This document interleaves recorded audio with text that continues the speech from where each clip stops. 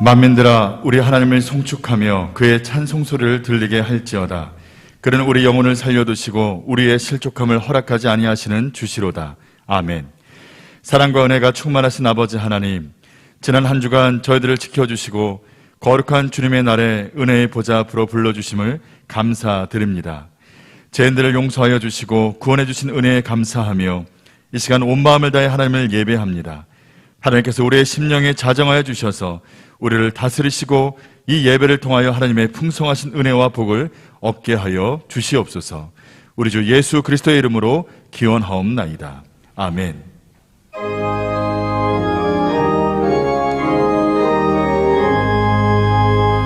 만복의 근원 하나님, 온 백성 찬송 드리고 저 천사여 찬송하세.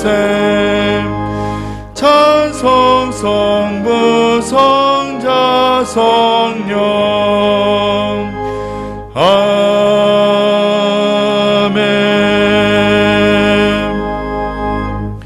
지난 한 주간의 삶을 되돌아보며 하나님과 사람 앞에 지은 죄를 회개하는 참회의 기도를 드리시겠습니다.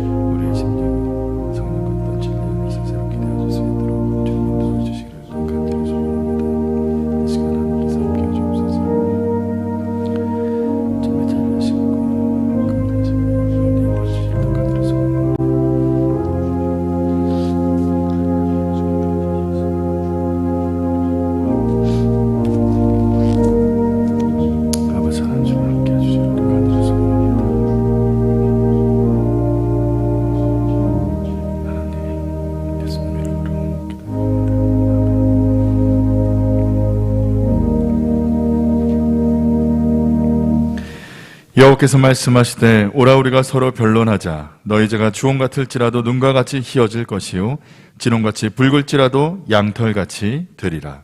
아멘. 성시교독은 20번입니다.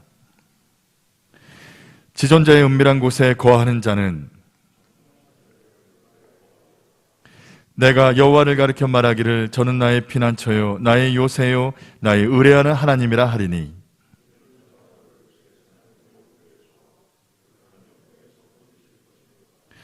저가 너를 그 기치로 덮으시리니 내가 그 날개 아래 피하리로다.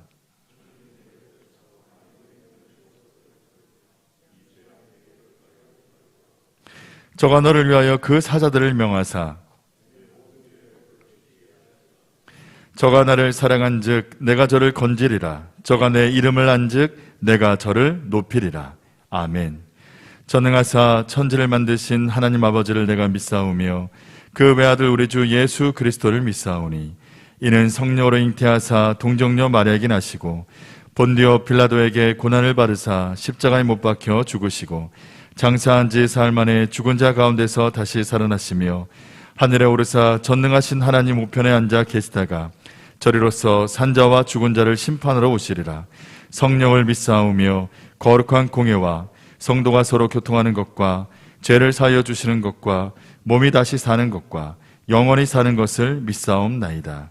아멘.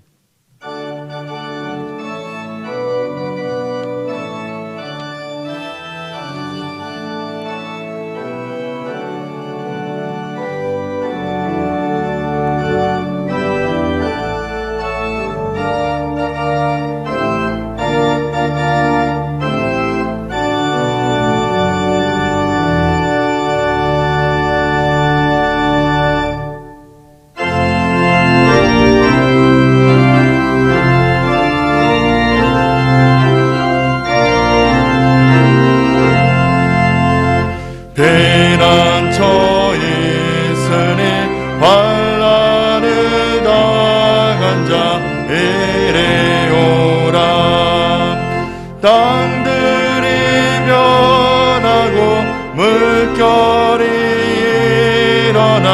자리에 넘치되 두렵지 않네.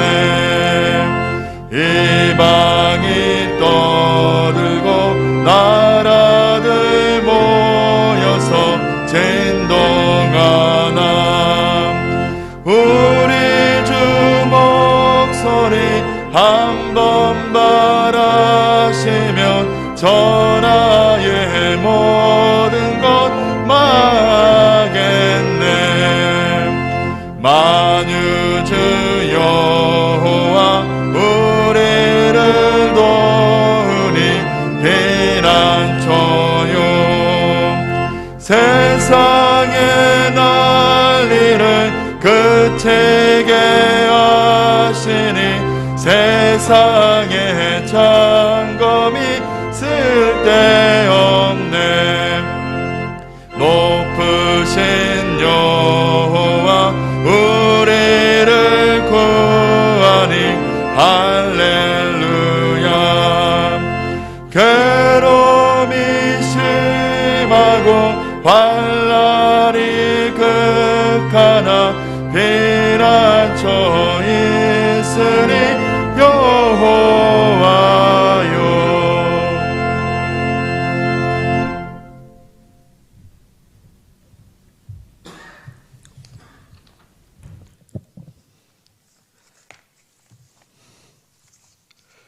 거룩하시고 자비로우신 구원의 하나님 아버지, 이 시간 저희들이 코로나19로 인해 비대면 예배를 드릴 수밖에 없는 안타까운 상황이지만 그래도 온 마음과 정성과 뜻을 다하여 경배와 찬양을 올려드리오니 주님 홀로 영광받아 주시옵소서.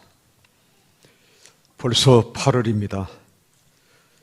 저희들이 연초에 주님 앞에서 가졌던 다짐들을 다시 되돌아보는 시간이 되게 하여 주시고, 매일매일 무더운 날씨 속에서도 주님의 동행하심과 사랑을 체험하는 8월 한 달이 되게 하여 주시옵소서.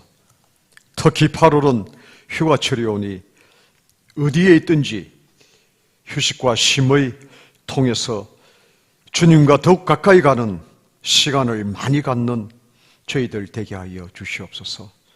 특별히 어려운 이웃들과 이 나라 이 민족을 위해서 그리고 세계 평화를 위해서 기도하는 시간을 많이 갖도록 도와주시옵소서. 사랑과 공율의 하나님 아버지, 세워주신 우리 개봉교회가 코로나19의 위협 속에서도 쉬지 않고 기도하는 저희들의 정성과 또한 주님께서 주시는 말씀을 통해서 주님과 더 가까이 하는 교회, 믿음의 공동체가 되게 하여 주시니 감사드립니다. 하루빨리 백신이 잘 공급되어서 전 세계 모든 곳에서 집단 면역이 생기게 하여 주시옵소서. 또한 우리 성도들 모두 교회 예배당에 모여서 힘껏 기도하고 찬양하고 봉사하고 섬기는 날들이 속히 오게 하여 주시옵소서. 허락하신 온라인 예배와 준비한 성경 공부를 통해서 새로운 선교의 길과 성교들 간의 친밀한 교제가 속히 회복되게 하여 주시옵소서. 그리고 유아부, 유치부, 유년부, 소년부, 여름 성경학교를 잘 마치게 하여 주시고 중고등부 수련회를 통해서 우리 청소년들이 주님과 가까이 가게 하여 주시니 너무나 감사드립니다. 그리고 고3 수험생들과 대학 진학을 위해서 땀 흘리며 공부하고 있는 우리 개봉교회 젊은이들에게 힘을 주셔서 그 노력한 결과가 잘 열매 맺을 수 있도록 주님께서 끝까지 보살펴 주시옵소서.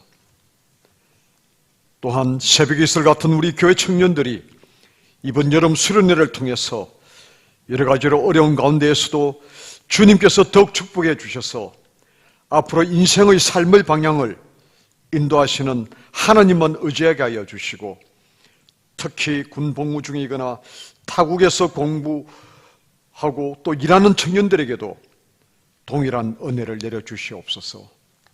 그리고 취업을 준비 중에 있거나 결혼을 앞두고 있는 모든 젊은이들이 기도로 잘 준비하여 좋은 결과를 얻을 수 있도록 주님께서 친히 끝까지 보호해 주시옵소서. 그리고 이제 저희들이 이 시간 성도들 한 사람 한 사람의 기도 제목들이 있습니다. 저희들이 이 시간 주님께 간절히 예배 드리는 가운데 각자 기도하는 제목들이 응답받는 역사가 일어나게 하여 주시옵소서. 특별히 성도들 가운데에는 병든 자가 치유받는 역사가 일어나게 하여 주시옵소서.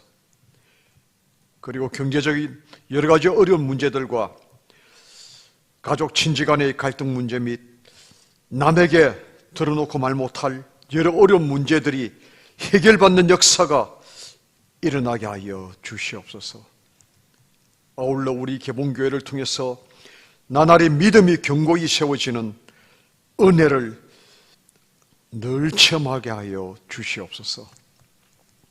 이제 담임 목사님의 선포되는 말씀을 통해서 저희들의 일상의 삶이 변화되는 은혜를 얻고자 합니다. 우리 담임 목사님을 나날이 영육간에 더 강건케 하여 주시고 무더위 속에서도 피곤치 않도록 늘 주님께서 보살펴 주시옵소서. 이 시간 성령님이 함께 하심으로 하나님의 영광만이 가득 찬 예배로 인도하여 주시길 주님께 간절히 의탁하오며 거룩하신 우리 주 예수 그리스도의 이름으로 감사하며 기도드리옵나이다. 아멘.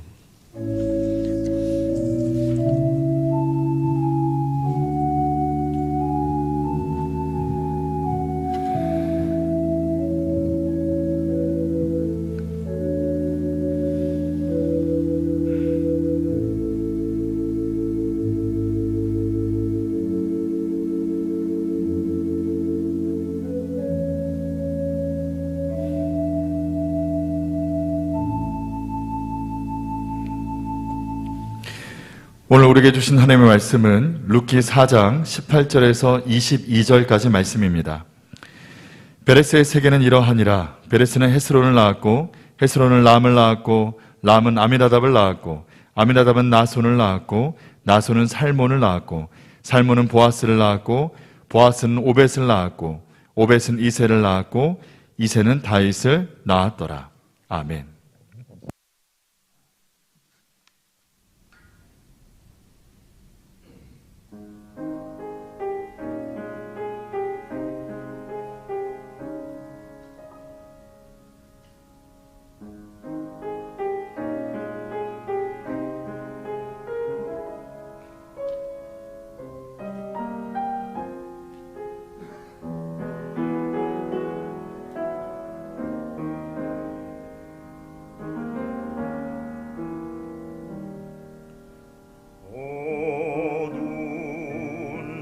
세상 속에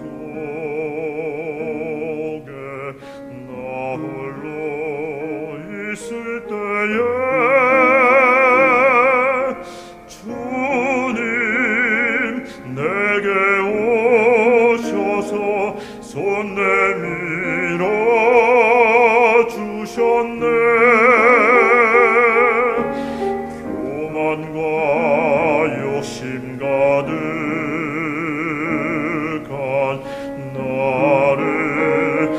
계속한 사랑 내 맘 열어 주님을 향하게 하옵소서. 내 맘이 주님을 향하고 내 눈길이 주님께 닿기를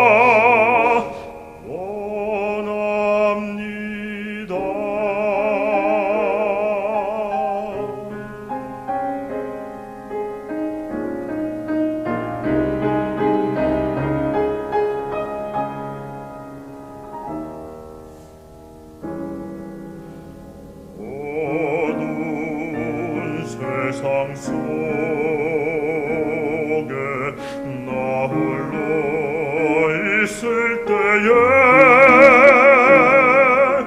주님 내게 오셔서 손 내밀어 주셨네.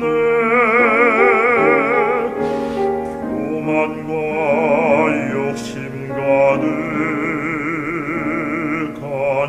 나를 대속한 사랑 내 맘 열어 주님께 향하게 하옵소서. 내 맘이 주님을 향하고 내 눈길이 주님께 닿기를 간절히 원하나이다.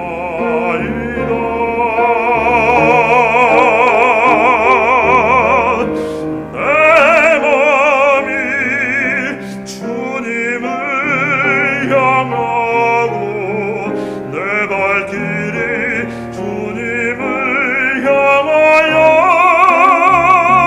가기를 원하나이다.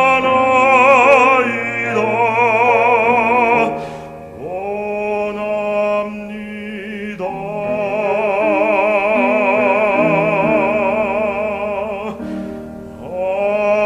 아멘.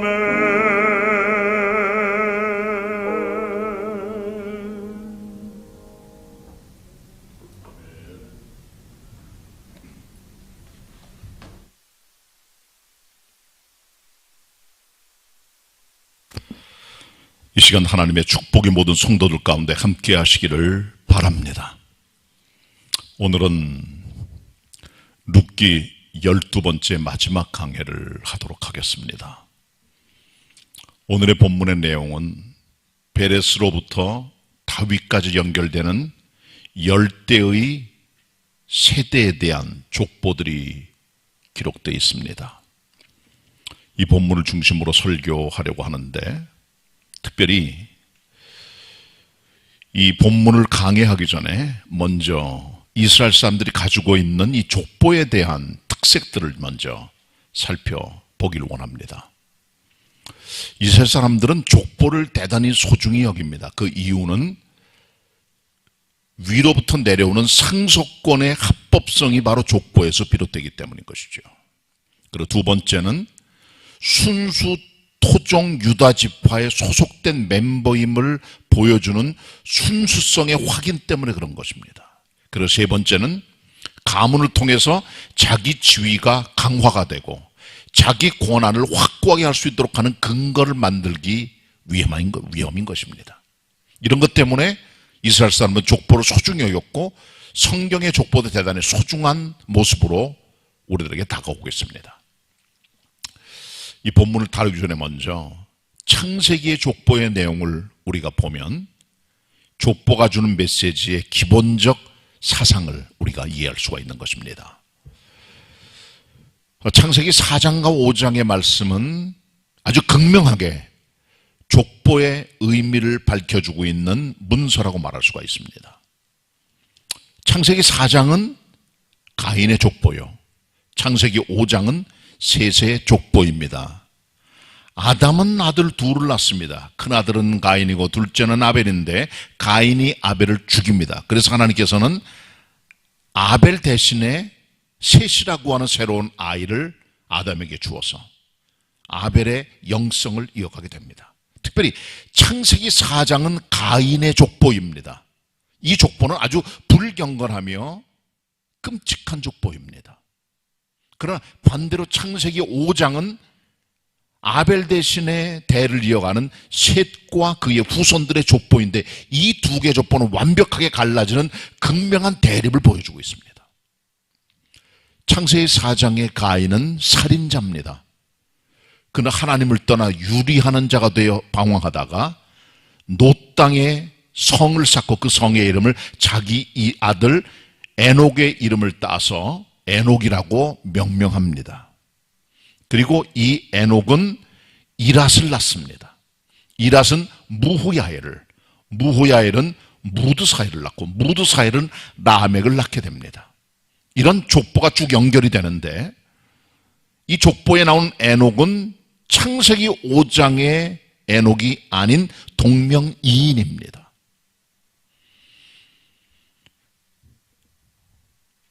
가인은 살인자였고 유리하는 자가 되어 그 아들 에녹을 낳고 이 에녹을 이름을 따서 자기가 쌓은 성의 이름을 에녹이라고 부르게 됩니다. 문화적인 최초의 성의 건축인 것이죠. 그리고 후손 가운데 라멕이라는 사람이 나오는데 이 라멕은 셋의 후손인 창세기 5장의 라멕이 하는 동명이인인 다른 라멕입니다. 이 라멕이라는 사람은 성경에 끔찍한 가인의 후예로 인생을 살아가요. 이 사람은 첩의 조상입니다. 부인을 둘을 둬요. 큰 부인 아다는 먼저 야발을 낳습니다. 야발은 육축 치는 자의 조상이 되고요. 둘째 유발은 음악가의 조상, 현악과 퉁소를 잡는 조상이 됩니다. 둘째 부인인 실라는 애 둘을 낳아요. 큰아이는 딸인데 나암합니다.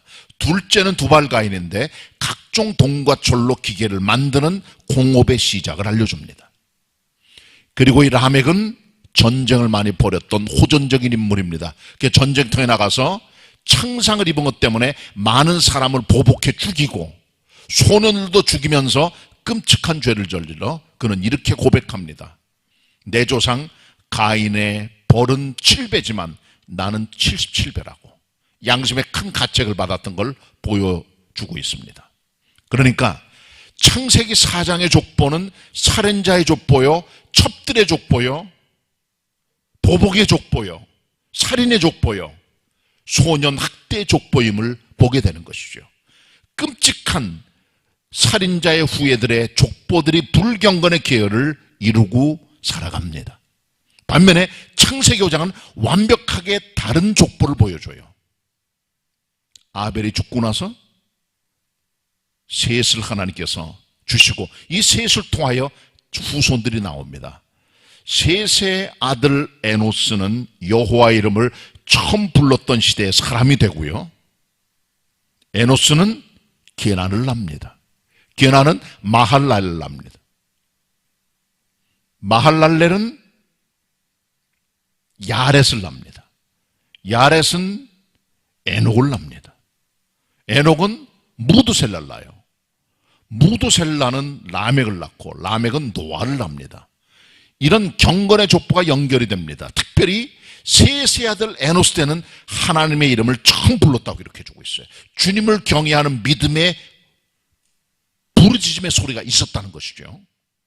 아담의 7세 손 에녹은 65세부터 주님과 동행하다가 300년간 주님과 동행함으로 300년 뒤에 하나님께 부름받아 죽음을 맛보지 않고 하늘에 올라가는 특별한 경건의 사람이 되고요. 그 아들 무드셀라는 969세 노아 홍수 때 죽습니다. 그리고 노아는 하나님 앞에 의롭고 하나님과 동행하며 당시에 완전한 자라 하나님께서 그를 선택하여 그의 가족 8명을 방주에 집어넣어 모든 지구촌의 홍수로부터 살아남게 하시죠. 창세기 5장은 경건한 셋의 후예의 족보들을 기록해주고 있습니다. 이 족보는 완벽하게 다른 족보입니다. 창세기 4장은 어둠의 족보요, 불경건의 족보요, 죄의 족보입니다. 반면에 창세기 5장은 빛의 족보요, 광명의 족보요, 생명의 족보요, 경건의 족보임을 보게 되는 것이죠. 이 같은 족보는 선택과 선택이 아닌 것으로 한 흐름으로 신약 성경을 구약을 뚫고 나가게 됩니다. 노아가 방주에서 나옵니다. 아들이 셋이 있었습니다. 노아에게는 셈과 함과 야벳입니다. 야벳과 함은 떨어져 나가고 하나님께서는 셈의 족보를 통하여 믿음의 조상 아브라함을 선택하시게 됩니다. 아브라함은 인간적인 조급함 때문에 척과 결혼하여 아이를 낳아요. 그 아이가 이스마엘입니다. 선택받은 아이가 아니라 육신과 율법의 자손입니다. 그는 떨어져 나갑니다. 그리고 하나님께서는 약속과 선택의 자녀인 이삭을 선택하시고 그를 통하여 구약 역사가 흘러가게 됩니다. 그리고 이삭은 자녀 둘을 낳아요. 에서와 야곱입니다. 그러나 야곱은 육신의 사람이라 부모님을 떠나 선택받지 못한 자로 떨어져 나가고, 그리고 선택받은 야곱이 계속 믿음의 대를 이어가면서 그는 12지파의 조상이 됩니다. 거기서부터 유다가 나오게 되고, 본문에 나오는 베레스, 헤스론, 람, 암미라담, 나손, 살몬, 보아스, 오벳, 이세, 다윗까지 연결되는 역사를 만들어가는 선택의 족보를 만들어가는 것이죠. 그렇기 때문에 구약 성경에 나오는 모든 족보들은 경건 아니면 불경건의 족보로 둘로 쫙 갈라지는 역사를 만들어내게 됩니다. 자, 이제 신약으로 옵니다. 신약에서는 하나님께서 새로운 족보를 열어가시게 되는 것이죠. 신약도 역시 족보의 스토리입니다. 마태 1장도 족보를 보여줍니다. 아브람과 다윗은 예수 그리스도의 세계를 쭉 보여주면서 그리스도의 탄생의 역사를 나타내 보여줍니다. 신약을 보면 로마서 안에 나오는 인류의 두 종족을 봐요. 하나는 아담의 종족입니다. 아담은 후손을 낳습니다. 우리가 다 아담의 후손들이에요. 우리 안에는 아담의 DNA가 흘러갑니다. 이 아담의 DNA는 바꿀 수 있는 게 아니에요. 교육이나 교양이나 환경이나 문화나 배경으로 되는 것이 아닙니다. 인간 안에는 아담이 갖고 있던 죄악의 DNA가 그대로 배태되어 그 힘과 그 에너지와 그 상태와 그 본질과 죄성이 그대로 우리 안에 답습되어 있는 DNA, 유전인자로 들어와 있는 거예요. 바꿀 수 없습니다. 그래서 하나님께서는 이 같은 인간의 상태를 보시고 인간들에게 새로운 DNA를 주시죠. 바로 그것이 새로운 아담, 둘째 아담, 죄가 없으신 예수 그리스도의 역사입니다. 로마서에 따르면 돌감람나무에 붙어있던 이방인들이 원나무인 참감람나무에 접붙임을 당함으로 참감람나무의 원액을 같이 받아 참감람 열매를 맺게 되었다고 말합니다. 마찬가지로 우리는 돌감람나무의 소생입니다. 아담의 뿌리를 두고 있어요. 아담이 우리의 조상입니다. 그러나 이대로 살면 우리의 인생의 종말은 멸망과 죽음입니다. 영벌입니다. 그래서 하나님께서는 이 같은 돌감람나무에서 우리를 잘라내셨어요.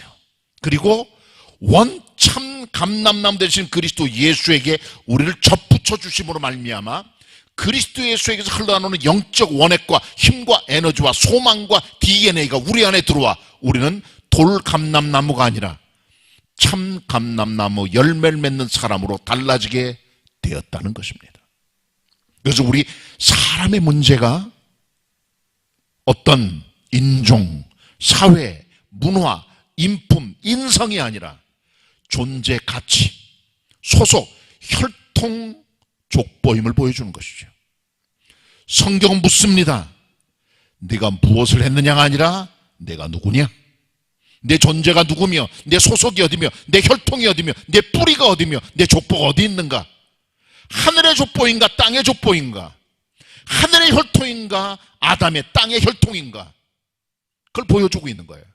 그래서 인간의 문제는 윤리나 도덕의 문제가 아닙니다. 사회문화적 사건이 아니에요. 인간의 본질을 다루는 인간 본질의 죄성과 영성의 문제임을 알아야 되는 것이죠. 구약에 나타난 창세기 4장의 불경건의 족보와 창세기 5장에 나오는 경건의 족보는 장차 나타날 그리스도 예수 안에 있는 새로운 족보를 통해 나타나는 인류의 두 갈래를 보여주고 있는 구약적인 예언의 메시지인 것입니다. 우린 족보가 중요해요. 영적 혈통이 중요해요. 영적 소속이 중요해요. 어디서 낳는 자가 중요해요. 우린 육에서 난 자가 아니라 영으로 난 자가 돼야 되는 것입니다. 이것은 그냥 되는 게 아니라 접붙임이 될 수 있도록 옛날에 아담의 원가에서 잘라져 나가야 돼요. 베어져야 돼요. 끊어져야 돼요. 그리고 이것이 다시 접붙임 받아요. 그리스도 예수의 원액을 받는 그의 피의 형상으로 달라지게 되는 것입니다.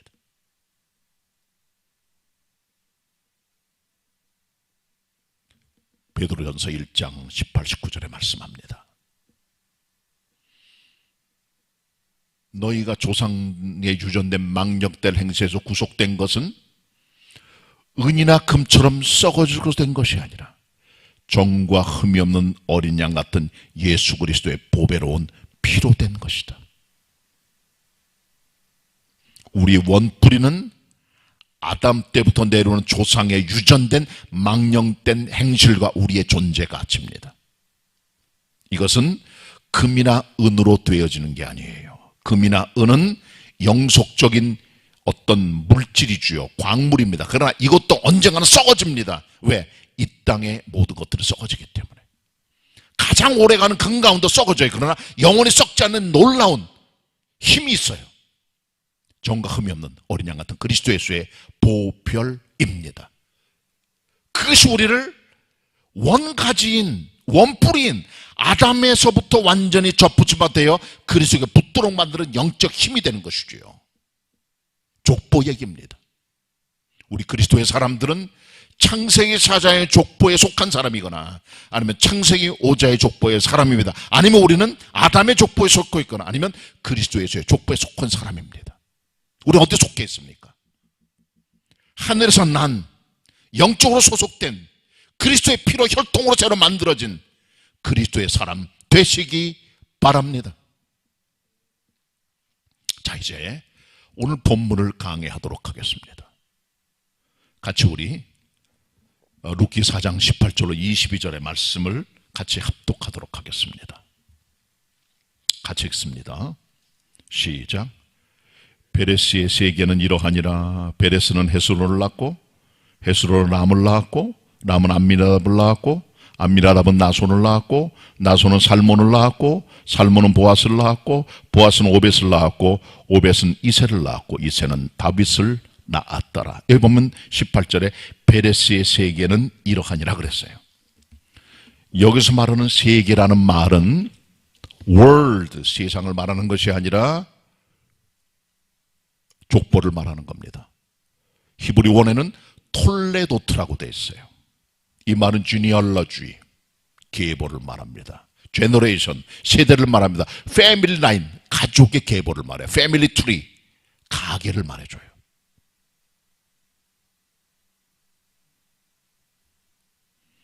이 족보에 나타난 메시지를 찾습니다. 자, 먼저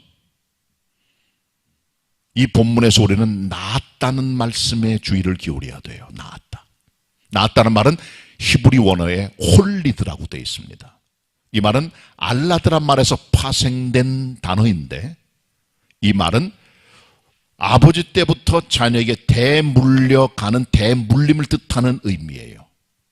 그래서 New American Standard Bible의 번역은 이 본문을 번역하면서 낳았다는 말을 born이라, born, 태어났다 그렇게 말씀해줘요. 반대로 NIV라는 영어 성경의 번역은 이 본문을 말하면서 누구는 누구의 아비라 그렇게 말해줘요. 똑같은 개념입니다. 낳았다는 말이나 누구의 아비가 됐다는 말이나 똑같은 개념입니다. 9번 기록되면 낳았다는 말이 왜 성경은 낳았다는 말에 이렇게 강조를 하고 있을까요? 몇 가지 이유가 있어요. 첫째는요, 낳았다는 말은 출산의 중요성을 강조하는 거예요. 그냥 족보를 쭉 말할 수도 있어요. 그러나 낳았다는 말 왜 붙였습니까? 왜 홀리드란 말을 쓰고 있을까요? 그 이유는 사람을 낳는 게 중대한 사건이에요. 이 시대는 출생을 경시하는 시대입니다. 왜? 별 문제 없이 잘 낳아요. 애를 낳도. 그리고 원하지 않으면 애를 낙태도 시키고 잘 낳지도 않아요. 별 신경을 안 써요. 왜 그럴까요? 인간들의 관심이 출생보다는 삶의 양육, 어떤 생육하고 번성하는 것보다는 그들의 관심이 자기한테 있기 때문이죠. 이 시대는 철저히 많은 여성들이 self-realization, self-actualization, 자기 실현의 욕구를 성취하려고 애를 쓰는 그런 경향들이 있습니다. 과거에 비해서 훨씬 더. 나도 뭔가 좀 돼야 되겠다는 거예요. 나 자신이. 나도 뭔가 좀 의미 있는 삶을 살아야겠다는 거예요. 틀린 말 아닙니다. 보람도 있어야 되고 삶의 가치를 누려야 됩니다. 그러다 보니까 출산이 경시되는 경향이 있는 게 사실이에요. 그걸 하다 보니까 경력과 여러 가지 인생의 보람과 자기 실현 때문에 결혼을 늦게 하거나 하지 않는 경우들이 많아지게 되고, 애를 낳더라도 잘 낳질 않아요. 하나나 둘만 납니다. 그만큼 출산의 중요성이 무시되는 시대가 되고 있다는 거죠. 지금 이 시대 자체가. 그러나 성경은 낳았다는 말을 여러 차례 강조함으로 말미암아 낳는 것이 얼마나 중대한 사건인가를 하나님께서 강조하고 있다는 것을 알아야 됩니다. 출생이 정말 중요해요. 출생은 인간의 존재 가치입니다. 애를 낳자면 나도 나중에 없게 되는 거예요. 애가 없으면 국가도 무너지고 민족과 가정이 다 무너지게 되는 겁니다.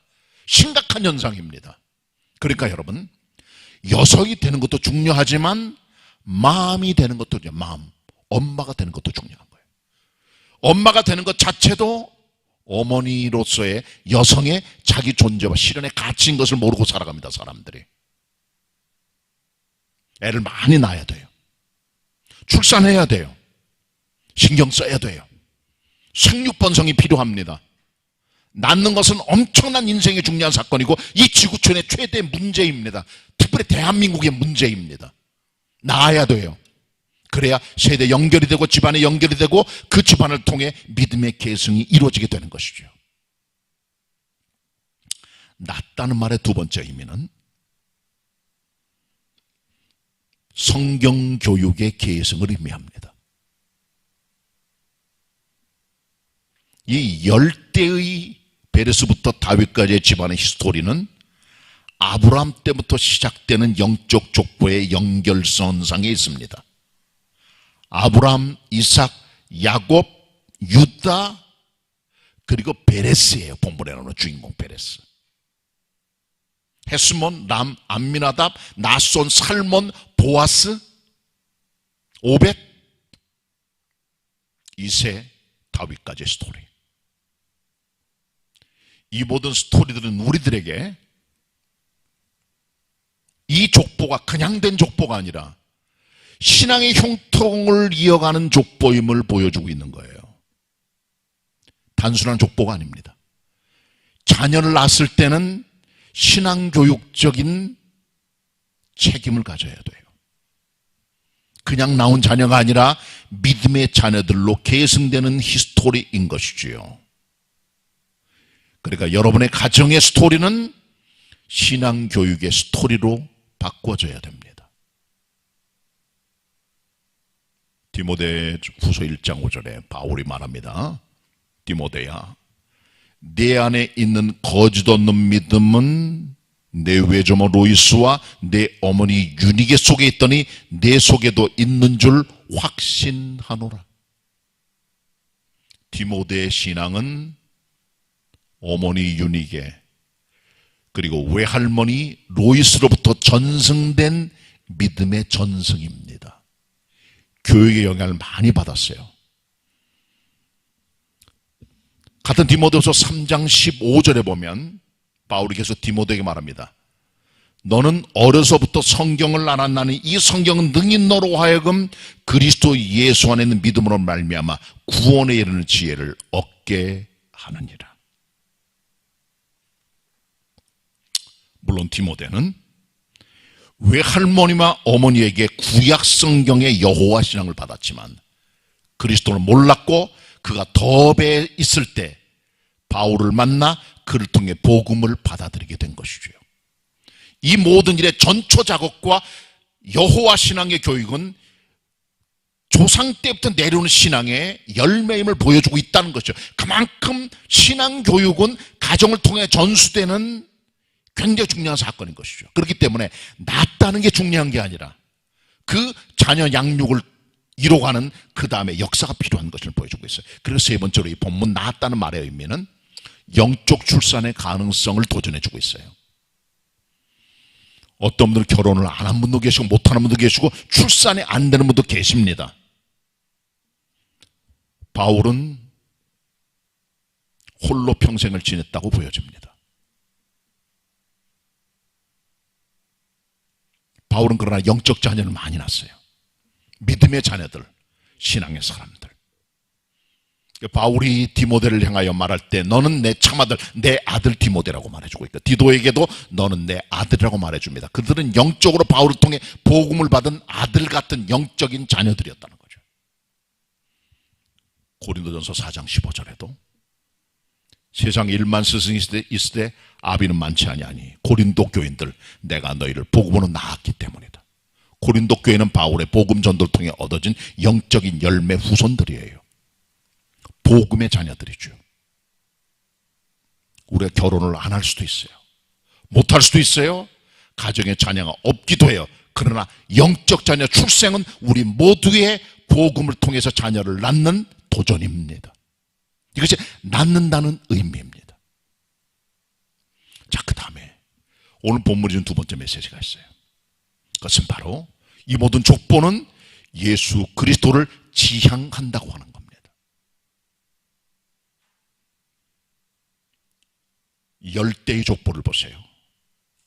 베레스, 헤즈론, 람, 암미나답, 나손, 살몬, 보아스, 오벳, 이세, 다윗까지 열대의 역사 가만히 잘 보시길 바랍니다.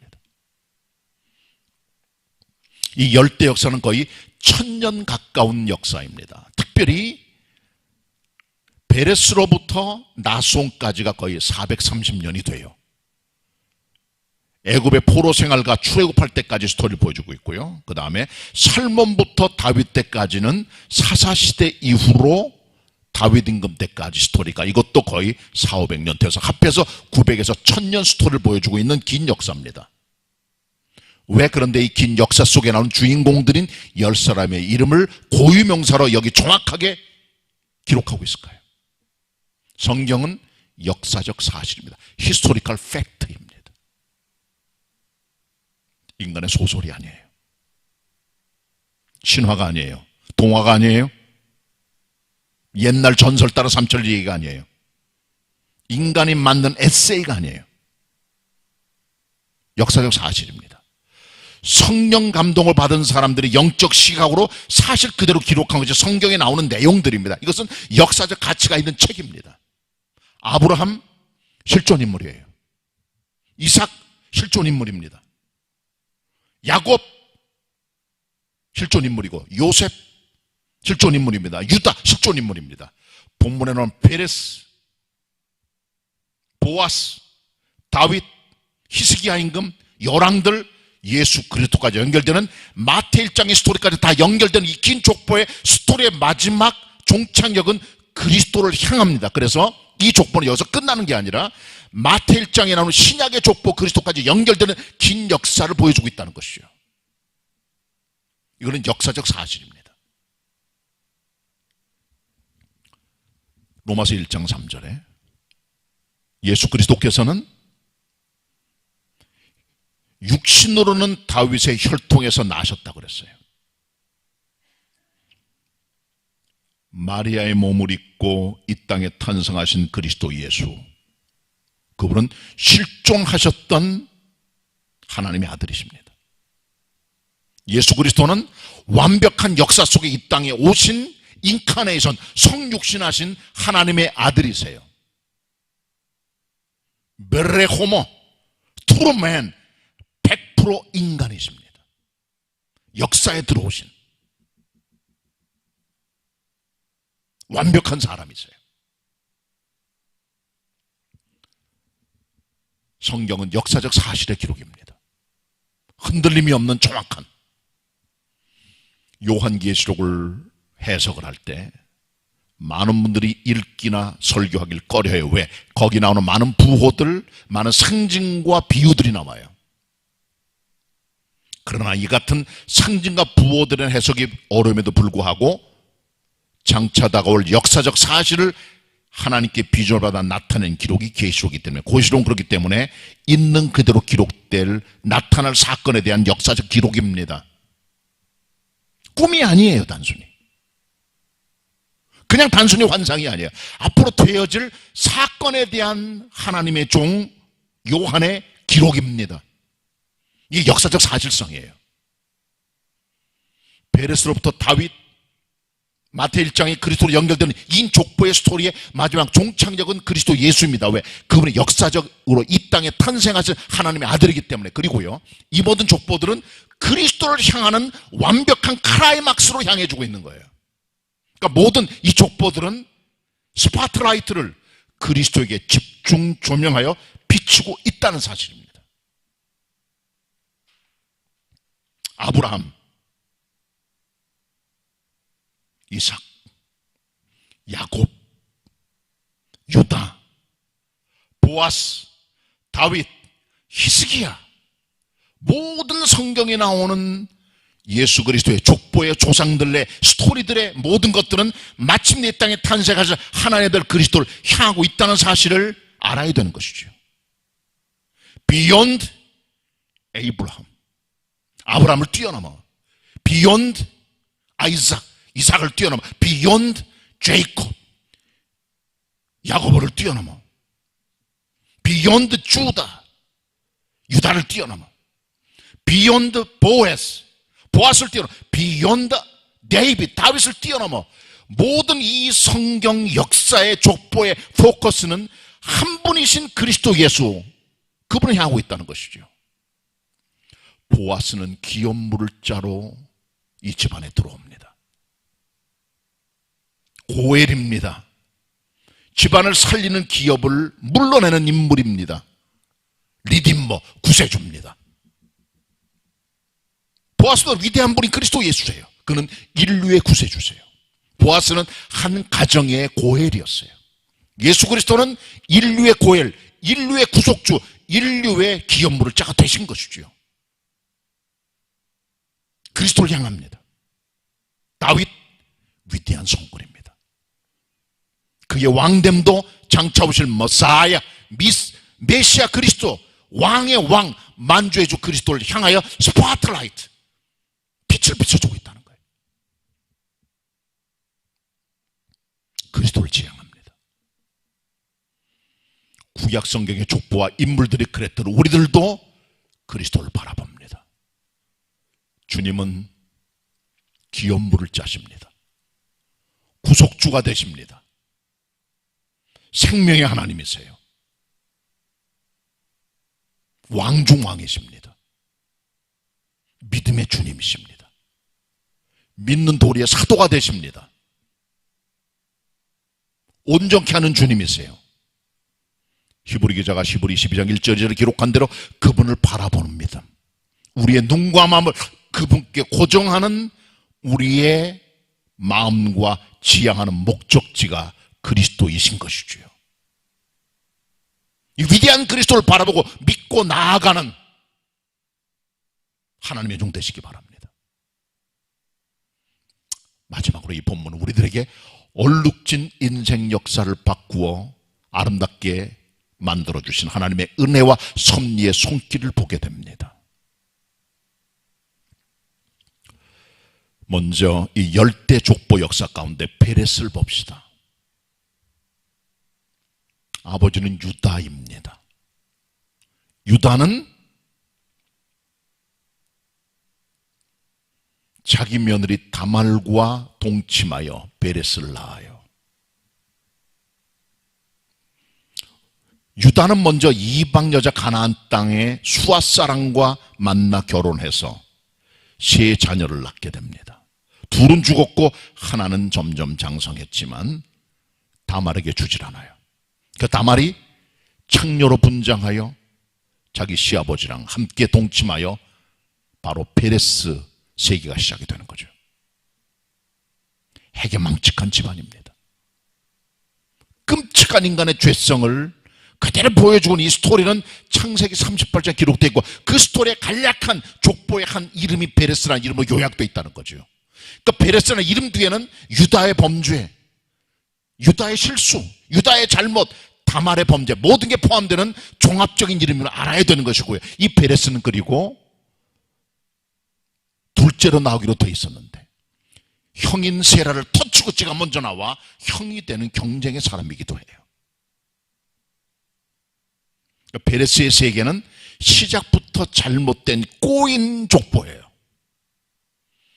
이 집안의 후손 중에 한 사람이 살몬인데, 살몬은 여리고 성에 있던 매춘부 라합을 데려다 결혼하여 보앗을 낳게 되는 겁니다.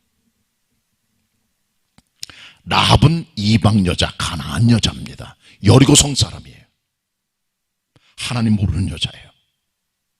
매춘부입니다. 그러나 기회를 잡았을 때 믿음을 가지고 신앙 고백을 했고,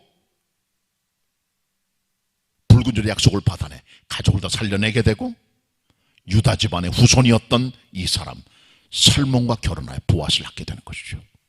이 집안의 스토리입니다, 이것이. 이제 보앗을 보세요. 보앗은 이방 여자를 취합니다. 그의 아버지였던 살몬이 라합을 취했던 것처럼.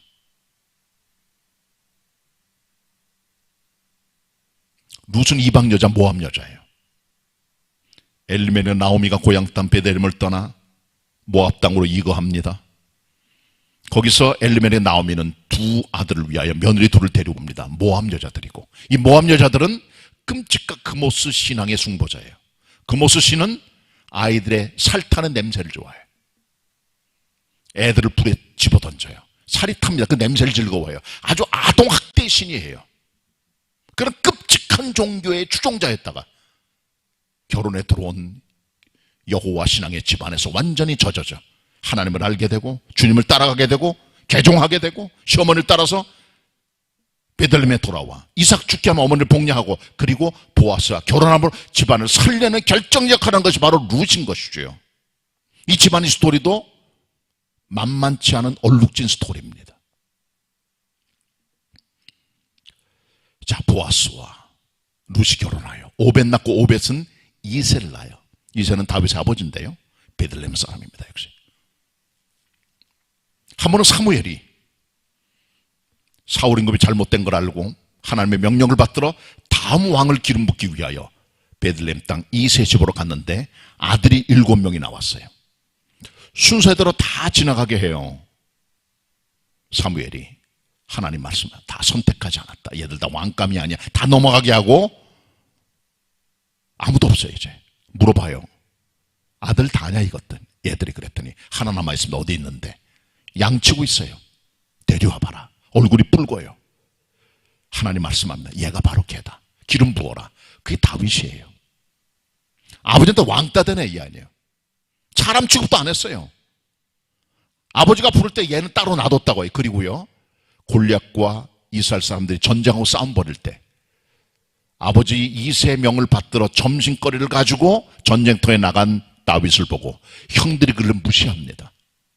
멸시하고 깔보고 완전히 왕따고 병신 취급을 해요.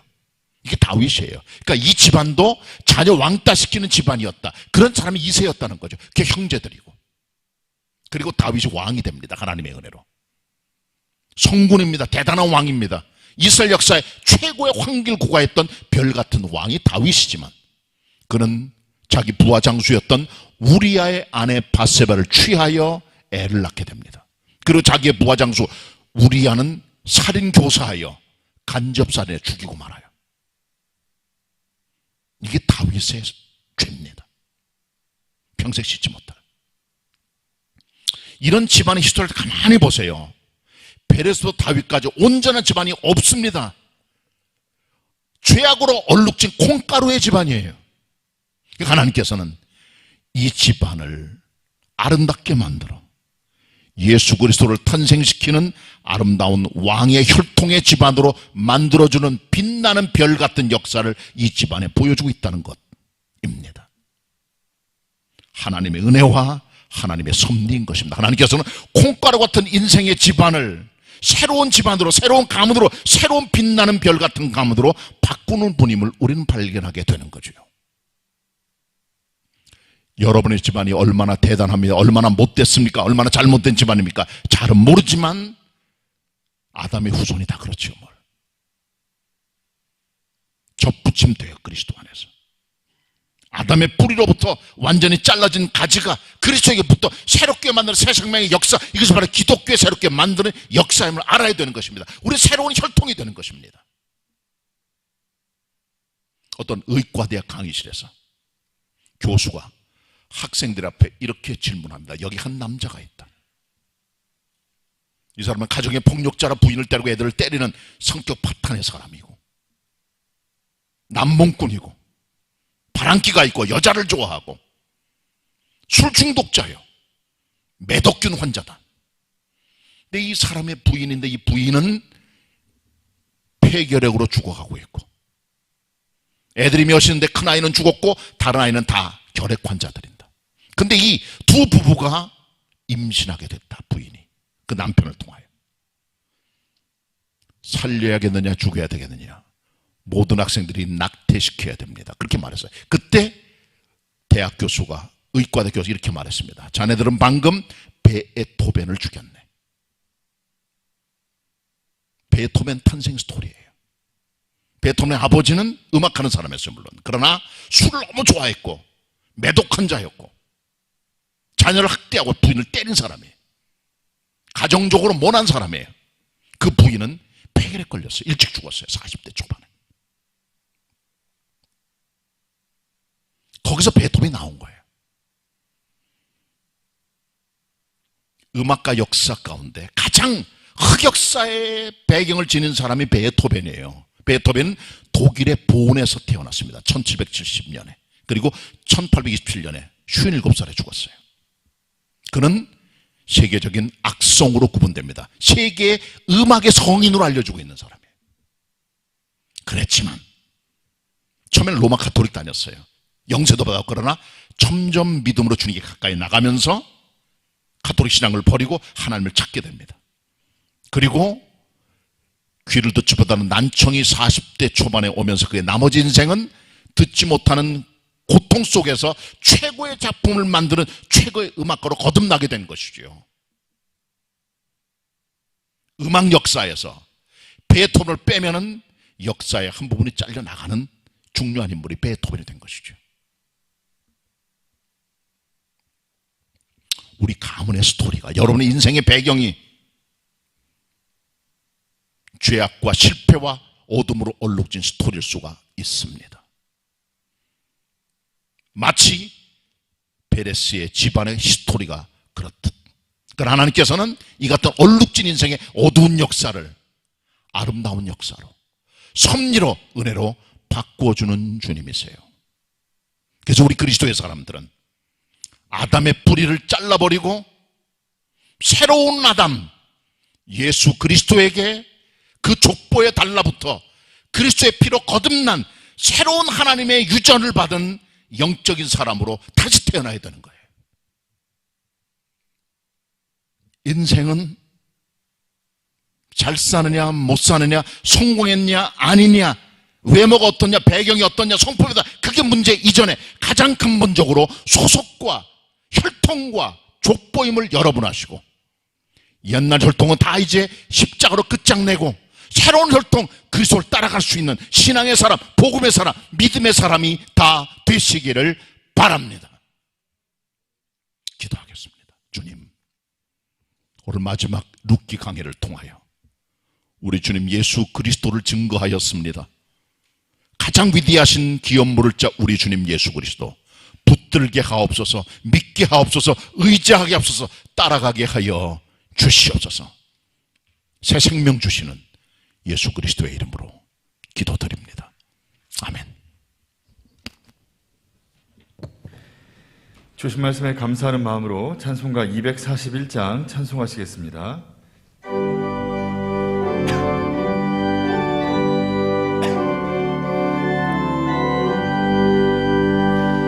하나님 아버지 주신 책은 귀하고 중하신 말씀이세. 말씀 중에 날 사랑한단 말 참 좋도다. 주 나를 사랑하시오니 즐겁고도 즐겁도다. 주 나를 사랑하시오니 나는 참 기쁘다. 그 속에 은혜를 저버리고 어긋난 딴 길로 가다가도 예수의 사랑만 생각하면 곧 다시 예수께 돌아오리. 주 나를 사랑하시오니 즐겁고도 즐겁도다.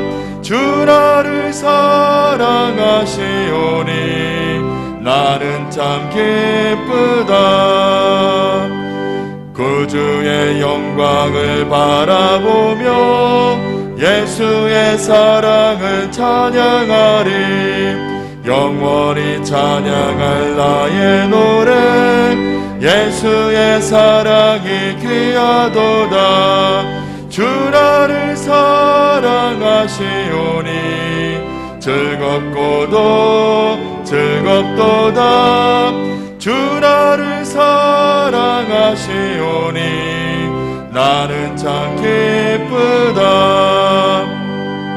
주 예수 날 사랑하시오니 내가 또 예수를 사랑하네. 날 구해 주시려 내려오사 십자가 위에서 죽으셨네. 주 나를 사랑하시오니 즐겁고도 즐겁도다.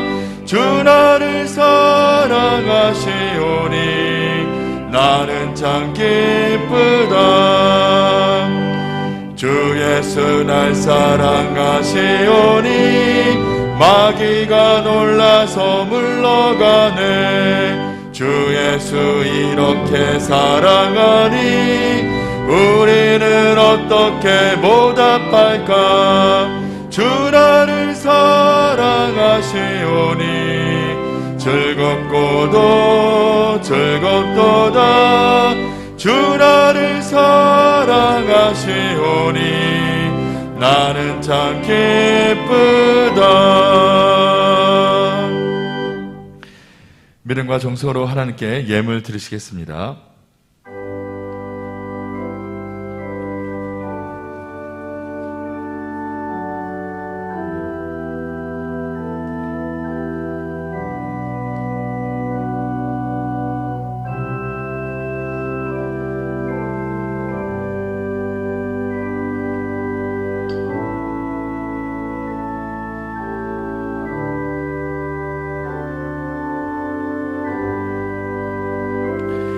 다 같이 일어나셔서 봉헌 찬송하시겠습니다.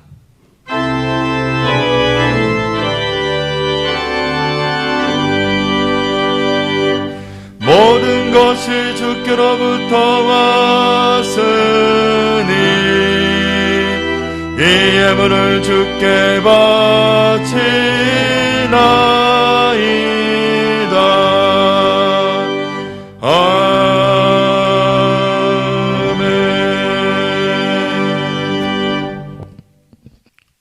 우리 인생을 얼룩진 역사에서 은혜의 역사로 바꾸시는 섭리와 사랑의 하나님, 감사 찬양 드립니다. 우리가 본디 아담의 후손들이었지만 그리스도의 사람으로 바꿔주심을 감사드리고 예물 드림으로 주님을 향한 우리의 마음을 올려드립니다. 11조와 주일헌금, 감사예물, 해외선교, 건축예물, 여러 예물들 사랑의 마음으로 주님께 올려드리오니 저들의 손길과 마음을 보시고 어여쁘게 여기시고 하늘의 축복으로 대갚아 주셔서 저들의 삶의 윤택함이 물질로 신령한 축복으로 건강으로 은혜로 하나님의 보호하심으로 넘치게 하여 주시옵소서. 예수님의 이름으로 기도드립니다. 아멘. 자리에 앉거나 우리 해주시기를 바랍니다. 사회적 거리두기 5단계 이제 격상 때문에 지금 벌써 3주째 우리가 19명 이내로 본당에서는 그냥 예배를 드리고, 여기 오신 분은 그렇기 때문에 동영상 제작을 위한 최소 인원과 교회가 지정해드린 새 가족들만 여기 오셨어요. 그렇게 예배를 드리고 있고요. 이것은 당분간 계속될 거라고 생각을 합니다. 그러니까 여러분 대부분은 다 온라인 실시간 비대면 예배로 7시 반, 9시 반, 11시 반, 1시 반 예배를 드리셔야 되고, 또 이따 12시 반 넘어서는 오전에 설교했던 동영상을 그대로 녹화해 올려드리면 그것 가지고 오후나 또 주간에 여러분께서 보시면 됩니다. 그렇게 진행이 되니까 이렇게 힘든 때 여러분 절대로 신앙 잃어버리지 마시고 유튜브에 채널 고정하시고 말씀을 듣는 시간에 힘써 주시길 바랍니다. 여름 교육 행사는 중고등부가 오늘까지 비대면으로 마무리 짓고, 오늘부터 한 주간 동안은 청년 1, 2부 연합으로 수련회가 진행이 역시 비대면으로 진행이 됩니다. 기도해 주시길 바랍니다. 새벽 기도는 없고요. 기도할 분들은 주간에 오셔서 1층에서 기도하시면 되고, 수요 예배는 역시 온라인 실시간 비대면 예배로 수요 7시에 진행이 되면 각 가정에서 유튜브 채널 고정하시고 예배 드리시면 됩니다. 휴가가 이번 주간에 피크라고 생각을 하는데 어디 가나 털재단 쌓고 하나님 바라보고 경건의 시간을 가지시길 바라고요. 또 코로나19가 지금 극성을 부리고 있는데 이 같은 상황은 조금 더 지속될 것으로 추정을 합니다. 늘 코로나19 조심하시고 예방접종 잘 또 받으셔서 면역성이 생겨서 잘 이겨내는 그런 기회를 가지시면 정말 좋겠습니다. 코로나19는 제가 볼 때는 뭐 그 뒤에 사탄의 역사, 어둠의 역사들이 있지만, 그러나 하나님의 넓은 눈으로 볼 때는 하나님의 강제 안식년이라고 저는 생각을 합니다. 너무나 소중한 걸 잃어버렸어요, 저희들이. 그냥 앞으로만 달려가고 돈 벌고 성공하고 뛰고 건강 챙기고 예배도 편히 드리고 다 모든 게 편하고 쉽고 그렇게 할 말 다 하고 살아갔어요. 이제 절제가 필요한 때잖아요. 말도 똑바로 못하고 밥도 제대로 못 먹고 원하는 게 이루어지질 않아요. 이런 걸 통해 좀 절제하고 좀 쉬었다 가라고 한숨 돌려가는 주님의 음성으로 들으시고, 이번 기회를 정말 교회인 기회로 알고 자기를 성찰하고 나가는 기회가 될 수 있다면 이것은 오히려 실이 아니라 득이라고 생각을 하고 화가 아니라 복이라고 생각을 합니다. 그렇게 보내주시길 부탁의 말씀을 드립니다. 지난 주간에 담임 목사의 여름철 목회 서신과 오늘의 양식 8호로 그리고 지나간 주보들을 각 가정에 발송했습니다. 잘 활용하시길 바랍니다. 교육전사님들하고 직원도 이제 휴가에 들어가게 됩니다. 김평강 형제, 김효중, 정훈아 집사님의 큰아들 내일 군에 입대합니다. 위에서 여러분 기도해 주시길 부탁의 말씀드리고, 헌금하실 분들은 은행 계좌나 온라인으로 보내시면 되고요. 그리고 교회 직접 오셔서 교회 행정실 헌금함에 넣으셔도 저희들이 함께 그대로 모아서 주님 재단에 드릴 것입니다. 그렇게 해주시길 바랍니다. 요만큼 교회 수 전해드렸고, 같이 우리 금주 찬양 부르도록 하겠습니다. 박영범 집사님. 하나님의 자녀들, 먼저 1절 다 같이 부르시고 2절은 박 집사님 솔로, 3절 다 같이 부르시는데, 이 가사 보세요. 하나님의 자녀들, 아름다운 노래로 하나님의 자녀들입니다. 앞으로 힘차게 노래하고 나가셔야 돼. 그리고 2절은 우리 대장 예수님 곁에 계시기 때문에 겁을 내지 말고 나가자. 3절은 세상 영광을 다 던져버리고 복종의 마음으로 주님만 바라고 나가자. 우리 하나님 계신 그곳, 우리 조상들이 기뻐하는 그 조상들이 걸어갔던 그 아름다운 좁은 길로 따라 나가자 하는 결단의 노래입니다. 1, 2, 3절 부릅니다. 부르겠습니다.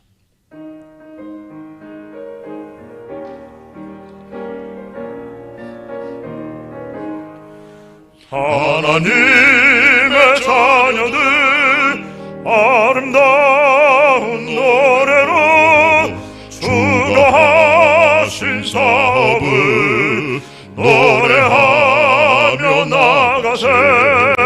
하나님, 우리 하나님 계신 곳을 계신 그곳을 우리 조상 따라서 기뻐하시는 좁은 길로 나가면 기쁨 충만하겠네. 솔로 듣습니다. 우리 대장 주님 우리 곁에 계시니 겁을 내지 말고서 전성 향해 나가세.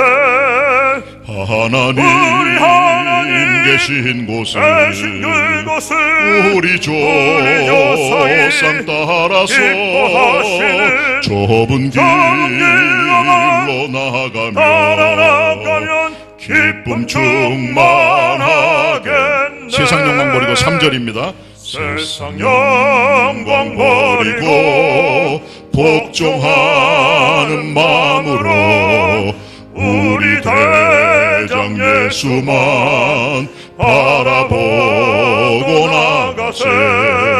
하나님 계신 곳을 우리 조상 따라서 좁은 길로 나가면 기쁨 충만하겠네.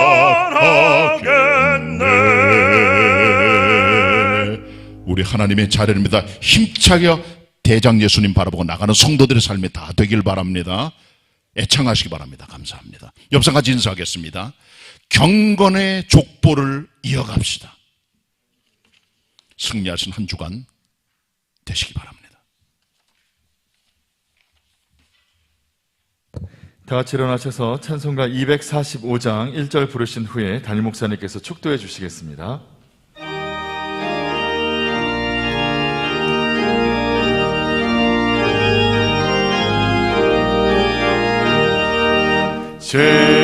시온성과 같은 교회 그의 영광 한없다. 허락하신 말씀대로 주가 친히 세웠다. 반석 위에 세운 교회 흔들 자가 누구랴. 모두 원수에 워싸도 아무 근심 없도다. 아멘.